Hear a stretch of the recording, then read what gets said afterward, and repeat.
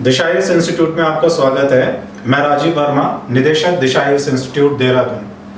दोस्तों, आज हम एक डिजिटल प्लेटफॉर्म पर आए हैं और जैसा कि आप यूपीएससी की तैयारी कर रहे हैं और जिस तरह से एक समय बदल रहा है, हम ऑफलाइन क्लास में पहले पढ़ रहे थे, आज कोविड के बाद आप देख रहे हैं कि ऑनलाइन क्लासेस का अब हमारे पास क्रेज हुआ। तो इसी प्लेटफॉर्म के अंतर्गत हम आपको तैयारी कराएंगे यहाँ पर यूपीएससी की। दोस्तों, इसमें हमें इस चीज को ध्यान रखना है कि जब हम डिजिटल प्लेटफॉर्म को यहाँ पर प्रयोग कर रहे हैं तो हमें कितना इसका लाभ होगा। हम देखते हैं कि हमें न केवल इसकी वीडियो क्लासेस मिल रहे हैं, आप उसको किसी भी समय पर वीडियो क्लास को देख सकते हैं, कितनी भी बार आप उसको देख सकते हैं। आज आप घर बैठे तैयारी कर रहे हैं, आप अपने घर पर सुरक्षित हैं।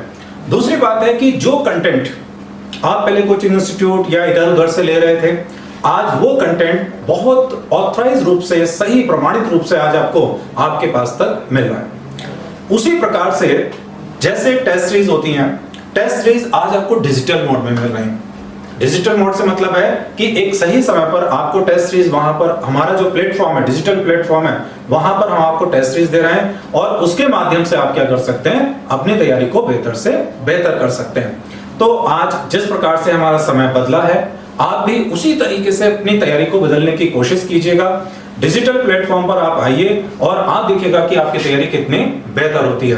घर पर रहिए, सुरक्षित रहिए और बेहतर तरीके से आज अपनी तैयारी करिए। इसी क्रम में आज हम शुरू करते हैं सामान्य अध्ययन खंड के अंतर्गत भारतीय इतिहास। भारतीय इतिहास का एक पहला खंड हमारे पास जो आज प्रारंभ कर रहे हैं वो है प्राचीन भारतीय इतिहास।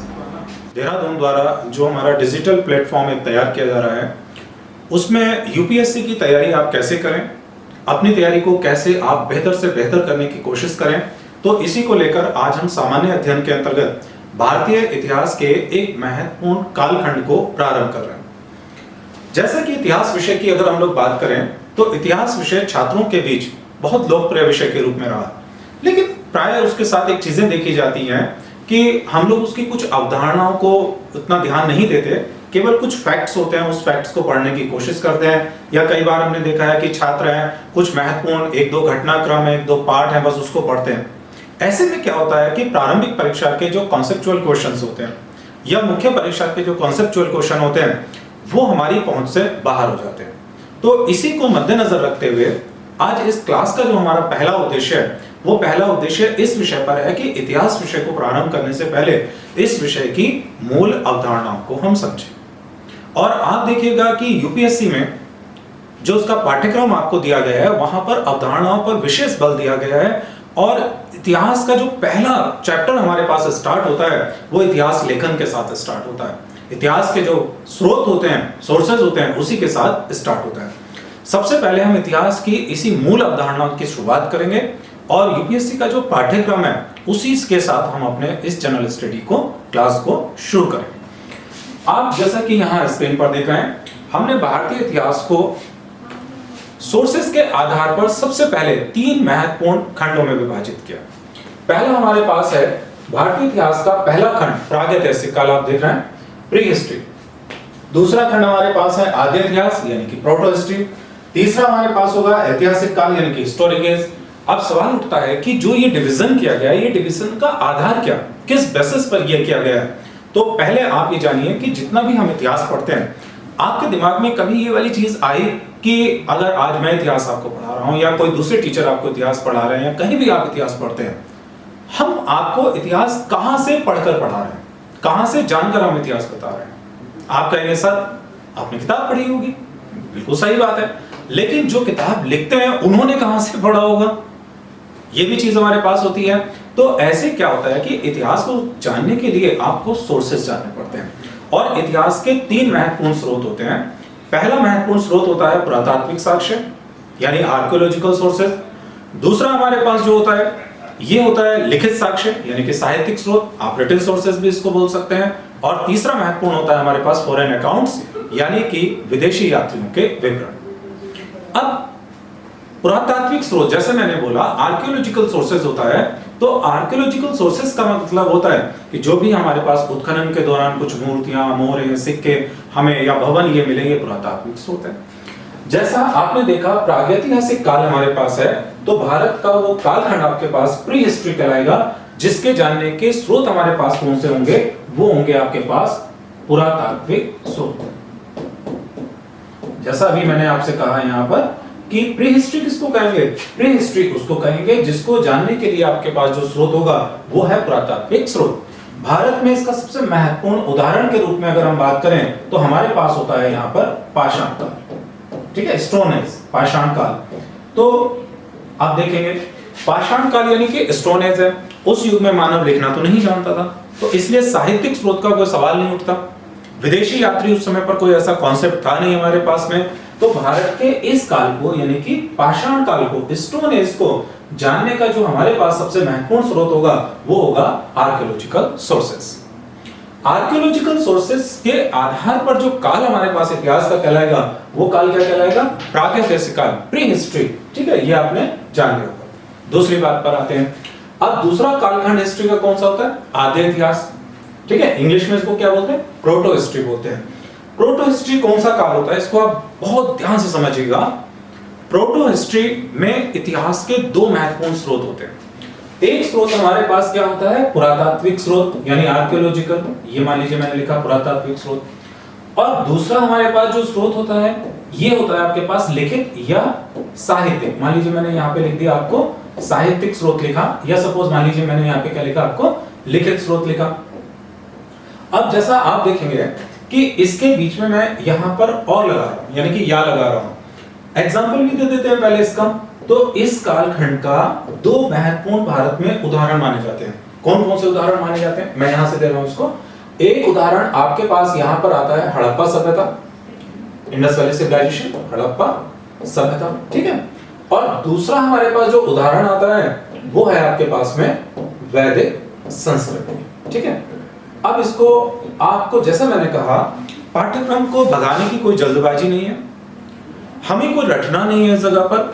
अगर इस क्लास का ये वाला जो कॉन्सेप्ट अब मैं आपको बताने जा रहा हूं, इसको अगर आपने समझ लिया तो मुख्य परीक्षा के लिए आप जितना कुछ लिखेंगे उस पर आपको बहुत बेहतर अंक मिलेंगे, ठीक है। देखिए समझिए क्या है आद्य इतिहास यानी कि प्रोटो हिस्ट्री, ठीक है। पहली चीज हमने कहा इसको जानने के दो स्रोत आपके पास हो सकते हैं, पुरातात्विक और साहित्यिक। बीच में और लगा हुआ यानी कि या इन दोनों में से कोई एक। हम सबसे पहले यहां पर ले रहे हैं हड़प्पा सभ्यता, इंडस वैली सिविलाइजेशन। हड़प्पा सभ्यता को जो जानने का मेन स्रोत है वो आपके पास है यहां पर पुरातात्विक स्रोत। हालांकि हड़प्पा सभ्यता की स्क्रिप्ट मिली है, लिपि मिली है, लेकिन वो स्क्रिप्ट या लिपि अभी तक पढ़ी नहीं गई।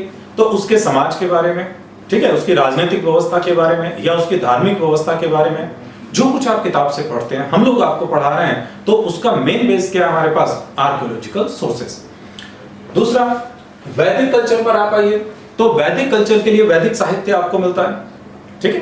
वैदिक साहित्य में वेद आपके पास है, ब्राह्मण ग्रंथ हैं, आरण्यक, उपनिषद आपके पास है, लेकिन आपके पास कोई विशेष आर्कियोलॉजिकल सोर्सेस नहीं है। तो इसमें आप देखेंगे कि इंडस वैली को जानने का जो मेन सोर्स है वो क्या है आपके पास, पुरातात्विक। और जबकि वैदिक कल्चर को जो जानने का मेन सोर्स है वो आपके पास है यहाँ पर लिखित। जैसा कि किसी सिक्के के दो पहलू हैं, ठीक है, उसी तरह से इतिहास को जानने के भी पहलू यही होते हैं हमारे पास में। इंडस वैली का चूंकि आर्कियोलॉजिकल सोर्सेज मिल रहा है, लिखित नहीं मिल रहा, और जब तक उसका लिखित हमें नहीं मिलता है या हम उसको साहित्यिक चीजें नहीं मिलती हैं, तब तक आप उस समाज या उस अर्थव्यवस्था या वहां की जो धार्मिक विशेषताएं होती हैं, आप उनकी सैद्धांतिक जानकारी नहीं निकाल पाएंगे। इसी कारण से जो हड़प्पा सभ्यता है उसका पूरा इतिहास हम लोग कैसा पढ़ते हैं, अनुमानित। इस बात पे ध्यान दीजिएगा, हड़प्पा सभ्यता का जो भी इतिहास हम पढ़ते हैं वो कैसा होता है, अनुमानित। क्यों अनुमानित? क्योंकि उस इतिहास को जानने के लिए हमारे पास केवल आर्कियोलॉजिकल सोर्सेज हैं, इस पे ध्यान दीजिएगा, साहित्यिक नहीं है। और जब तक वो साहित्यिक स्रोत आपको नहीं मिलेंगे तब तक आप क्या है उस पर पूरी तरह से उस समाज का जो दर्शन है, उसकी जो साहित्यिक चीजें हैं, आप उसको निश्चित रूप से नहीं बता पाएंगे। दूसरे पहलू पर अगर हम देखेंगे वैदिक कल्चर पर, तो वैदिक कल्चर में लिखित है। अब लिखित में तो कई बार ऐसा भी होता है कि कुछ चीजें ऐसी भी हो सकती हैं जिनका प्रमाण उपलब्ध नहीं है, हमें उसके लिए प्रमाणित चीजों के लिए पुरातात्विक स्रोत चाहिए। तो वैदिक कल्चर के साथ समस्या यह है कि हमारे पास प्रमाणित स्रोत के रूप में कोई आर्कियोलॉजिकल सोर्सेज नहीं है, सिर्फ दो प्रकार के मृत भांड मिलते हैं। एक आपके पास ओसीपी मृत भांड मिलता है और दूसरा आपके पास मिलता है पीजीडब्ल्यू, वो भी बहुत प्रमाणित नहीं है। तो इसलिए वैदिक कल्चर की भी बहुत सारी चीजें हमारे पास अनुमानित हैं। तो कुल मिलाकर संक्षिप्त में अगर मैं आपसे बात करूं तो जो आदि इतिहास है, ठीक है ना, प्रोटो हिस्ट्री हमारे पास है, ऐसा इतिहास जो होता है ये अनुमान पर आधारित होता है, प्रमाणित नहीं होता, अनुमान पर आधारित होता है। अब चलिए तीसरी महत्वपूर्ण चीज हमारे पास, तीसरा कालखंड है ऐतिहासिक काल, हिस्टोरिकल एज। भारत में ऐतिहासिक काल का जो प्रारंभ माना जाता है, ये प्रारंभ माना जाता है 600 बीसी से, छठी शताब्दी ईसा पूर्व से। ऐतिहासिक काल यानी कि हिस्टोरिकल एज किसे कहा जाए, जिसमें इतिहास को जानने के तीनों स्रोत आपके पास उपलब्ध होते हैं। आर्कियोलॉजिकल भी आपके पास है, ठीक है, रिटन मटेरियल भी आपके पास है, साहित्यिक भी आपके पास है, और जो फॉरेन अकाउंट्स आपके पास हैं वो भी आपके पास है। एक्चुअली में क्या होता है कि जब तीनों प्रकार के स्रोत आपके पास उपलब्ध हैं या एक से ज्यादा स्रोत आपके पास उपलब्ध हैं, तो इतिहास की ऐसी चीजें आप उन चीजों को प्रमाणित कर लेते हैं। उनको क्या कर लेते हैं हम लोग, प्रमाणित कर लेते हैं। तो यहां पर प्रमाणित इतिहास का जो प्रारंभ होगा वो कहां से होगा, हिस्टोरिकल एज से होगा। धन्यवाद।